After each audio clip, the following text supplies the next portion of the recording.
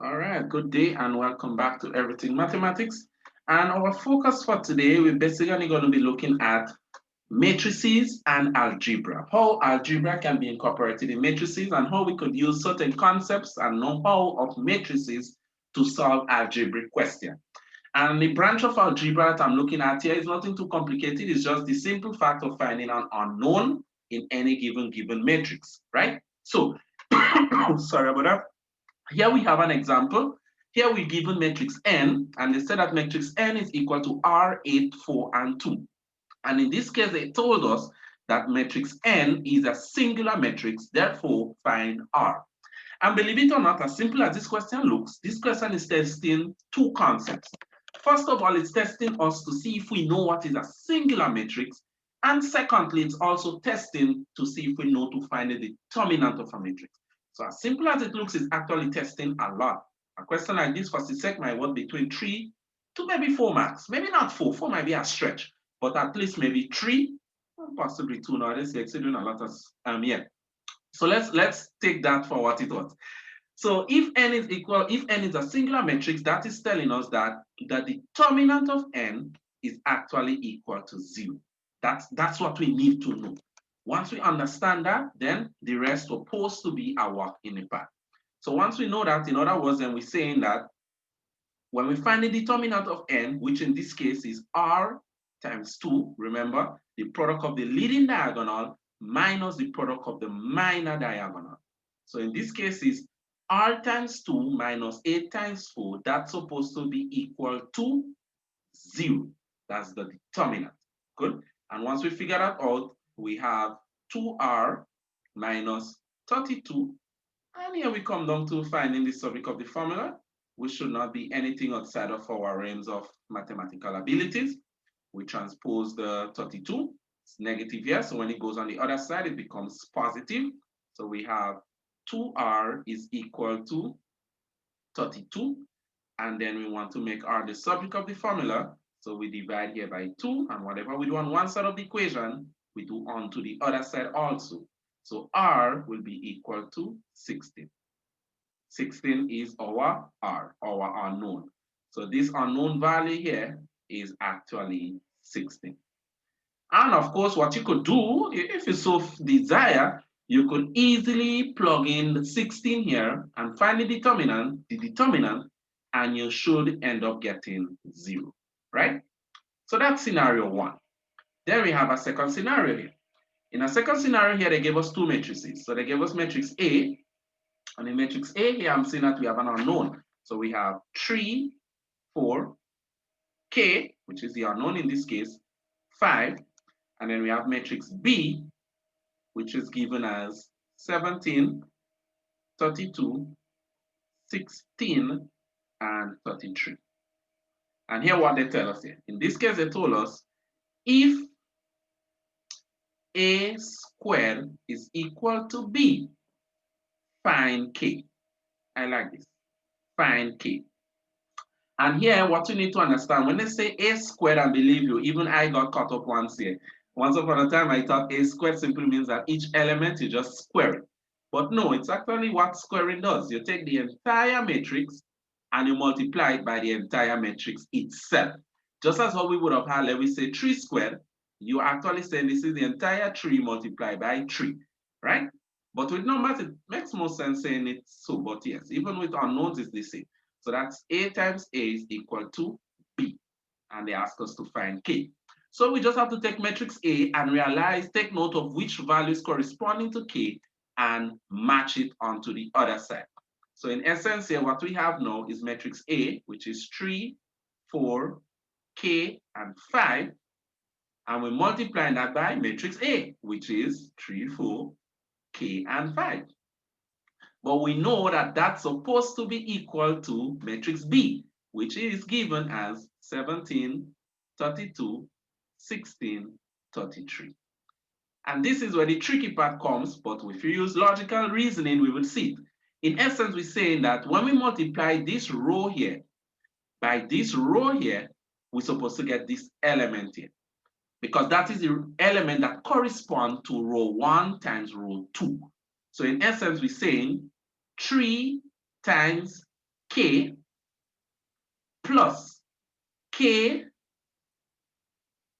times 5 supposed to be equal to 16. Yep, easy does it. And here we have an equation in which we just have to solve. So in essence, we're saying here that 3k plus 5k is equal to 16. 3k plus 5k is the same as 8k. That's equal to 16. And here, of course, we could see if we divide here by 8 and we do the same onto the other side of the equation, we will end up with k being equal to 2. This 8 cancels this 8, and 16 divided by 8 is 2. And of course, on your own time, you could do one of two things. I could easily plug back 2 here into k and see that, yes, this works out to be 16. Or you could start the whole thing fresh. Instead of k in the matrices here, put 2 instead and multiply those values and see that you will get 16. And I assure you, you will, because you will end up with this same situation here. Good.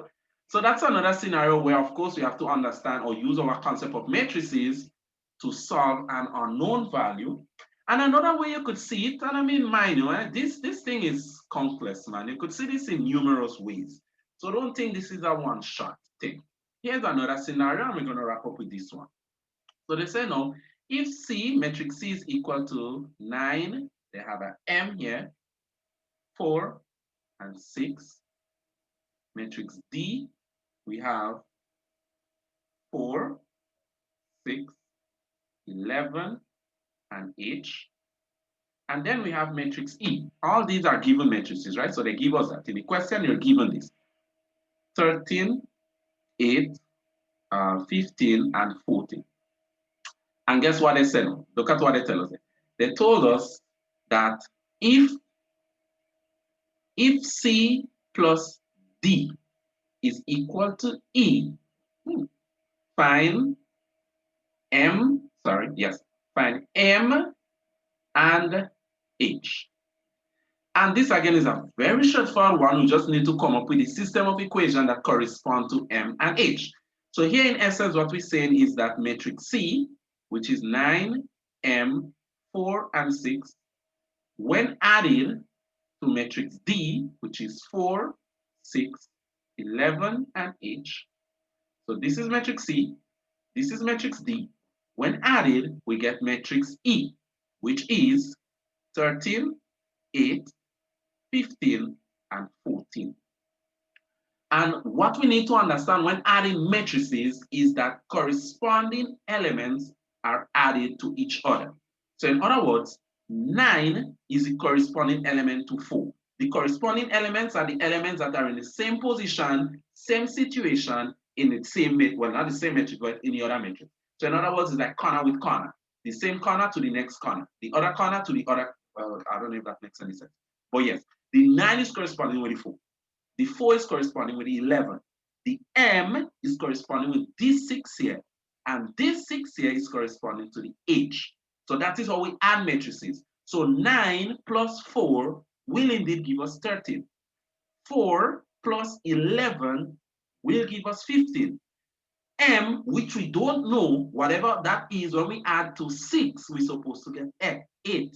So that's how we find M. So in other words, we come up with that equation. M plus 6 is equal to 8. And same thing is true for H. H is this 6 plus this H because they are the same corresponding position. So in other words, we're saying that 6 plus H supposed to be equal to 14. And that's it. Once we could come up with this, it's just a matter of solving for the subject. So M will be equal to 8 minus 6. Therefore, M is equal to 2. And H now, H would be equal to 14 minus 6. So H will be equal to 8. And again, simple subject of the formula. If you have problems with finding the subject of the formula, I will gladly recommend you to one of the videos I did way last year, only last year. I think it was one of the first ones, not only last year, sometime last year, in which we did that. So yeah, this should bring us to the end of today. And this is basically 3 different scenarios or 3 different ways in which we will see we could apply the concept of matrices or the concept of algebra into matrices. So again, as always, or as usual, feel free to share, like, and subscribe. And until tomorrow, God's willing, where we will be looking at solving simultaneous equations using matrices, you take care. Until.